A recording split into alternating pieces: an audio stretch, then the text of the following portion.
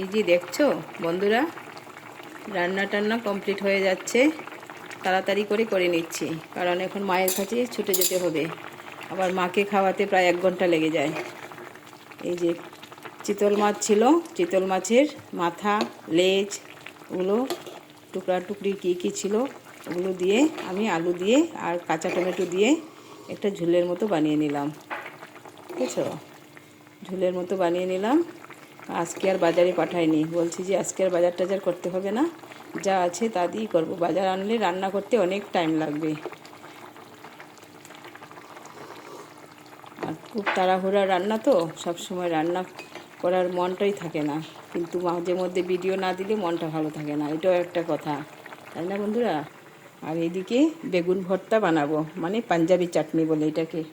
পাঞ্জাবিরা খুব পছন্দ করে এটা, তাই আমি এটাকে পাঞ্জাবি চাটনি বলি। রসুন, পেঁয়াজ, কাঁচা লঙ্কা আর লাস্টে ধনেপাতা দেবো।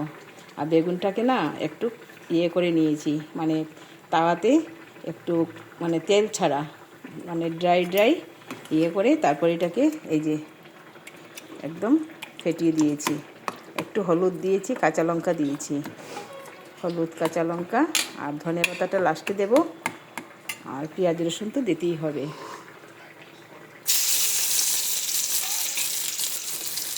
এই বেগুন চাটনিটা খেতে খুব ভালো লাগে গরম ভাতে। আর ভাজা টাজা খাওয়া তো ভালো না। আরেকটা জিনিস চিন্তা করে দেখো, এই যে আমি তেল দিয়েছি, এই তেলে কি বেগুন ভাজা হবে? নিশ্চয়ই হবে না, পিঠালি লাগবে, তারপর অনেক তেল লাগবে, তাই না? তাই কম তেলে এই রান্নাটা খুব ভালো।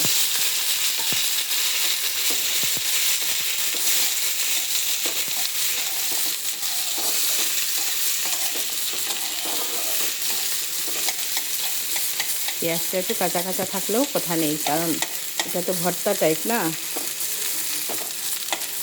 এটা আমি একবার শিলং খেয়েছিলাম একটা পাঞ্জাবি বাড়িতে, খেয়ে আমার খুব ভালো লেগেছিল। ঘরে এসে আমি নিজেও বানিয়েছি, সবাইকে বলেছি যে এরকম করে বানাও, খেতে খুব ভালো হয়।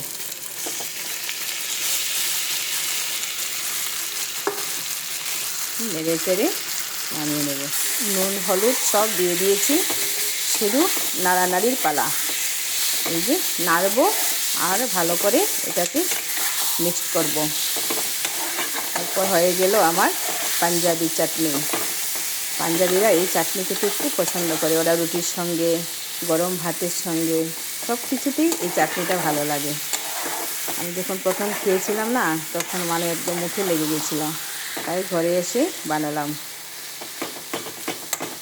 তোমরাও বানিয়ে খাবে, আশা করি অনেকে জানেন এটা চাটনিটার ইয়েটা, যা খেয়েছে খুব টেস্টি। এই যে ধনেপাতা দিয়ে দিয়েছি, আর আমার চাটনি এখানেই কমপ্লিট। বুঝছো, এই চাটনিটা দিয়ে 1 থালা ভাত খাওয়া হয়ে যায়, আমার তো ভীষণ ফেভারিট।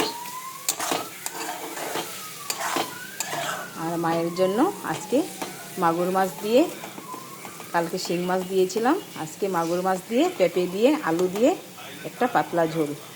ওনার খাওয়া রেডি করে আমি ওনার রুমে নিয়ে গেছি। সব কিছু তো আর ভিডিওতে দেখানো যায় না, একা হাতে করতে হয় সব, তাই। ঠিক আছে বন্ধুরা, এই হয়ে গেল আমার বেগুন চাটনি, আর এই হয়ে গেল আমার চিতল মাছের আলু দিয়ে একটা রসালো তরকারি। ওকে, বাই বাই।